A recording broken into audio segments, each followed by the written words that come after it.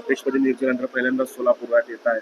तर काय सोलापूरकरांसाठी गिफ्ट असणार आहे, कारण तुम्ही अध्यक्षपदी बनल्यानंतर सोलापूरकरांना अपेक्षा असते? निश्चितपणे मुंबईत सुरू झालेलं सेल्फ डेव्हलपमेंट म्हणजे गृहनिर्माण, स्वयं पुनर्विकास आणि समूह पुनर्विकास हा जवळपास आज महाराष्ट्रातल्या प्रत्येक महानगरपालिका क्षेत्रात आणि नगरपालिका क्षेत्रात लागू होऊ शकतो.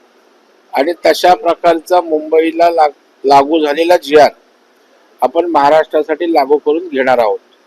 आणि त्यामुळे आज सोलापूर शहर तुमचं घेतलं तर 25 वर्षाच्या वर अनेक चाळी इमारती असतील की ज्या बिल्डरकडे जाण्याच्या ऐवजी जर त्यांनी स्वतः पुनर्विकास केला तर बिल्डर जो नफा कमावणार तो त्या सभासदांना मोठं घर किंवा जागा मिळण्यात होईल. आणि मला वाटतं की या विषयासंदर्भात आम्ही मुंबईमध्ये चळवळ सुरू केली. मुंबई जिल्हा बँकेने कर्ज देऊन जवळपास 18 प्रकल्प आम्ही उभे केले. लोक राहायला गेली, ज्याला शासनानं राजाश्रय दिला. आणि मग नंतर माझ्या समितीनं जी शासनानं नेमली होती त्याने स्वयं पुनर्विकास प्राधिकरण स्थापन करावं अशी शिफारस केली होती. आणि त्या शिफारसीला सरकारनं मान्यता देत हे प्राधिकरण स्थापन झालंय. आणि निश्चित मोठ्या महानगरात तरी याचा मोठा फायदा होणार आहे. जुन्या मोडकळीस आलेल्या आणि 25-30 वर्ष झालेल्या इमारतींचा पुनर्विकास होत मोठ्या जागा सर्वसामान्य मध्यमवर्गीय रहिवाशाला मिळणार आहेत. तर शेतकऱ्यांचं एक मोठं आंदोलन नागपूरमध्ये झालं आणि त्याची कोंडी सोडवण्यात सरकारला काल यश आलेलं आहे. सरकारनं आश्वासन दिलं 30 जून पूर्वी कर्जमाफी करण्याचा निर्णय. यावरून सरकारची सातत्यानं भूमिका ही शेतकऱ्यांच्या बाजूने राहिलेली आहे. शेतकऱ्यांप्रती सरकार संवेदनशील आहे हे माननीय मुख्यमंत्र्यांनी अनेकदा सांगितलं. आणि त्यामुळं शेतकरी नेत्यांनीही आमचे बच्चू कडू असतील, राजू शेट्टी असतील किंवा नवले इतर लोकांनी, रविकांत तुपकर असेल, कुठल्याही प्रतिष्ठेचा विषय न करता माननीय मुख्यमंत्र्यांना, उपमुख्यमंत्र्यांना किंवा सरकारला भेटायला मुंबईला आले. आणि सरकारनं त्या ठिकाणी पूर्वीच सांगितलं होतं की कर्जमाफी आम्हाला द्यायची आहे, परंतु कधी कशी याचं नियोजन त्या ठिकाणी थोडं आवश्यक होतं. आणि त्या संदर्भामध्ये जूनच्या अखेर त्या ठिकाणी ही कर्जमाफी होईल अशा प्रकारचं काल शेतकरी नेत्यांना आश्वासन दिलं. आणि शेतकऱ्यांप्रती हे सरकार संवेदनशील आहे. त्यामुळे कुठलंही राजकारण यामागे न आणता विरोधी पक्ष, आंदोलक आणि त्या ठिकाणी सरकार यांनी एकत्रितपणे शेतकऱ्यांसाठी अत्यंत क्रांतिकारी, महत्वाकांक्षी आणि ऐतिहासिक असा निर्णय येणाऱ्या कर्जमाफीच्या दृष्टीनं समिती नेमून घेतलेला आहे. त्याच्यामध्ये काही डेमॉन्स्ट्रेशन देखील दाखवले. त्यांनी स्वतः एक ईव्हीएम तयार केलं होतं आणि दुसरीकडे त्यांनी अशी मागणी केलेली आहे की मतदार याद्या ज्या आहेत त्या स्वच्छ करा आणि 1 वर्षानंतर निवडणुका घ्या. कुठेतरी पुन्हा एकदा निवडणुका. मला वाटतं राजकारणामध्ये आपण फेअर पॉलिटिक्स केलं पाहिजे. रडीचा डाव त्या ठिकाणी कुणी खेळता कामा नये. मला सांगा, लोकशाहीमध्ये हे ईव्हीएम नव्हतं का? याच याद्या होत्यात ना. मग त्या ठिकाणी लोकसभेला जिंकलो की लोकशाही जिंकते आणि ईव्हीएम हरत, याद्या त्या ठिकाणी सदोष आहेत सांगायचं. किती काळ आपण असं करणार आहात? कधीतरी आत्मपरीक्षण त्या ठिकाणी करा. नाहीतर अशाच प्रकारे केवळ दोष देत आपण हरतच राहाल आणि अख्खं आयुष्य ईव्हीएम वर, मतदार यादींवर टीका करणाऱ्यांचं फुकट जाईल असं मला या ठिकाणी वाटतं. जिल्ह्यांवरती जर नमो टुरिझम उभारला तर आम्ही ते फोडून टाकू असा इशारा देखील राज ठाकरेंनी दिला. नाही, मला या संदर्भामध्ये तपशीलवार माहीत नाही. परंतु गडकिल्ल्यांच्या बाबतीत त्यांना जेवढी काळजी आहे तेवढीच राज्य सरकारला आहे. सरकारी संवेदनशील आहे आणि त्याच्यामुळे नेमका काय विषय आहे तो समजून घेऊन माननीय मुख्यमंत्री, पर्यटन मंत्री आणि सरकार त्या ठिकाणी योग्य ती भूमिका यावर घेतील किंवा सांगतील. मला देशद्रोही जे आहे ते ठरवायला निघाले. मी अल्लाचा बंदा आहे, मी वंदे मातरम म्हणणार नाही असा अपवाद मी ठणकावून सांगतो. काय सांगाल? नाही, मला वाटते ठणकावून सांगणाऱ्याचं थोबाड फोडलं पाहिजे की आपल्या देशात राहून वंदे मातरम बोलणार नाही अशा प्रकारची जर हिंमत येत असेल तर मला वाटतं ह्या प्रवृत्ती, या अवलादी ठेचून काढण्याची आवश्यकता आहे. कारण या ठिकाणी राष्ट्रगीत असेल, देशभक्तीची गीतं असतील, ही या देशातील सर्व जाती धर्माच्या समुदायाच्या लोकांनी म्हणाली पाहिजे. त्यासाठी राजकारण करता कामा नये आणि जातीय तेढ निर्माण होता कामा नये याची सर्वच जबाबदार नेत्यांनी काळजी घेण्याची आवश्यकता आहे. भीमा कोरेगाव हिंसाचार प्रकरणी तत्कालीन मुख्यमंत्री उद्धव ठाकरे यांना संबंधित आयोगानं नोटीस दिली. नाही, मला त्याची कल्पना नाही. आता नोटीस काय आहे, त्याच्यामध्ये नेमके कंटेंट्स काय आहेत ते तपासून पाहिल्यावर त्या ठिकाणी योग्य भाष्य करता येईल. आणि नग्न आंदोलन करू अशा पद्धतीचा इशारा सामाजिक कार्यकर्त्यांनी दिलाय. तर दुसरीकडे जे सामाजिक कार्यकर्त्यावरती आवाज उचलत आहेत कारण निंबाळकरांची जे माजी खासदार आहेत त्यांचे पीए चामडी काढू आम्ही अशा पद्धतीचे धमक्या देत असल्याचा आरोप देखील राष्ट्रवादीचे कार्यकर्ते. नाही, मला वाटतं या संदर्भात सरकार म्हणून माननीय मुख्यमंत्री देवेंद्र फडणवीस साहेबांनी स्पष्ट भूमिका केली. याच्यामध्ये दोषी असतील तर ते कोणी असो, कुठल्याही पक्षाचे असो, त्यांना सोडणार नाही भूमिका त्यांनी मांडली. परंतु या भूमिकेच्या आड त्या ठिकाणी जर कुठल्या नेत्याला तुम्ही टार्गेट करणार असाल आणि राजकारण करणार असाल तर तेही योग्य नाही.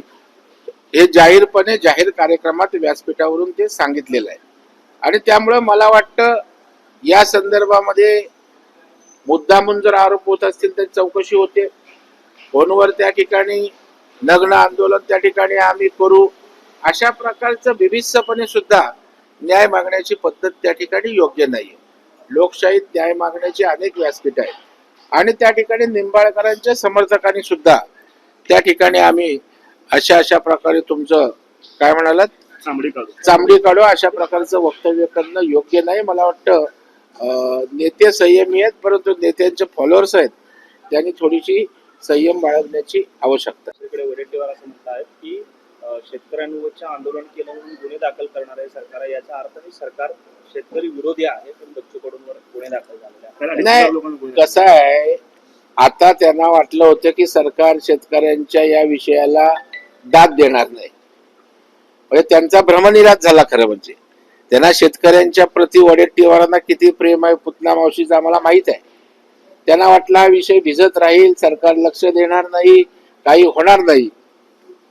परंतु त्यांच्या दुर्दैवानं या ठिकाणी शासनानं निर्णय घेतला आणि त्याच्यामुळे आता काय हा प्रश्न त्यांच्या समोर निर्माण झाला.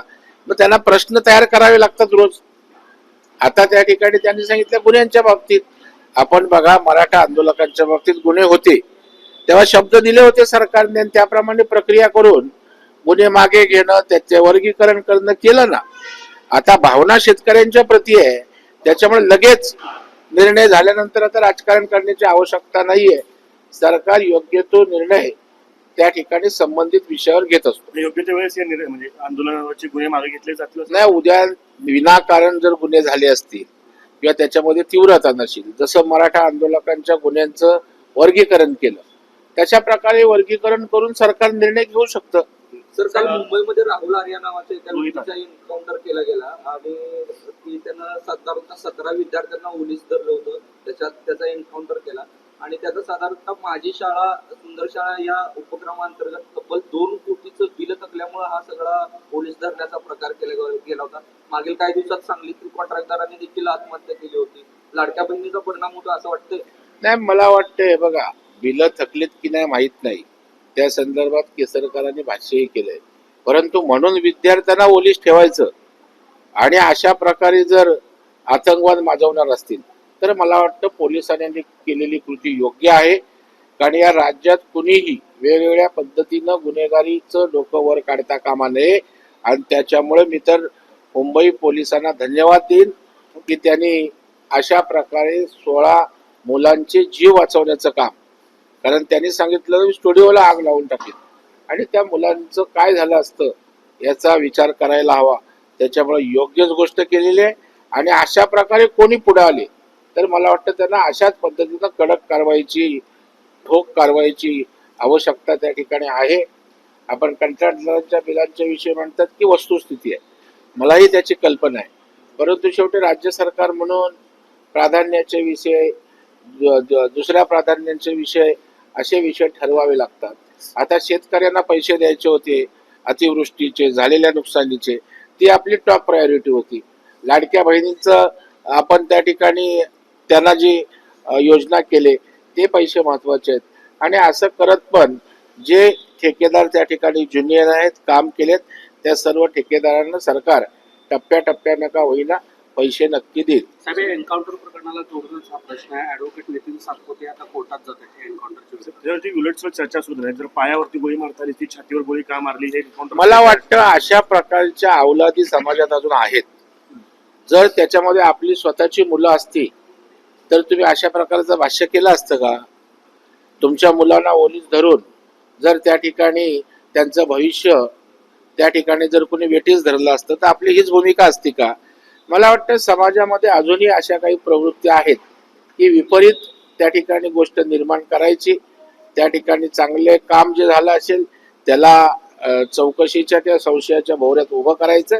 मला वाटतं हे दुर्दैवी आहे, परंतु आपलं न्यायालय सक्षम आहे, त्या संदर्भात योग्य ते निर्णय घेत असते. उद्धव ठाकरेंच्या ताफ्यामध्ये काल 3 खासगी वाहनांना सायरन बसवण्यात आल्याचा प्रकार समोर आला आणि ट्रॅफिक पोलिसांनी ते काढायला लावले. खरं तर अशा पद्धतीने खासगी वाहनांना जर का सायरन लावले जाऊ लागले तर कुठेतरी सिक्युरिटीचा प्रश्न निर्माण होऊ शकत नाही. 100% सायरन कोणी लावावे, त्याला काय नियमावली आहे. मला वाटतं तशा प्रकारचा प्रोटोकॉलचा भंग झाला असेल तर तो दुर्दैवी आहे. आणि उद्धव ठाकरे साहेबांच्या माजी मुख्यमंत्री जे राहिलेत त्यांच्या ताफ्यात असं होणं म्हणजे त्या ठिकाणी त्यांची जी काही यंत्रणा सोबत व्यवस्थापनाचे असतं त्यांचा ढिसाळपणा आहे. त्यांनी हे केलेली गोष्ट समर्थनीय होणार नाही असं कोणीच करता कामा नये.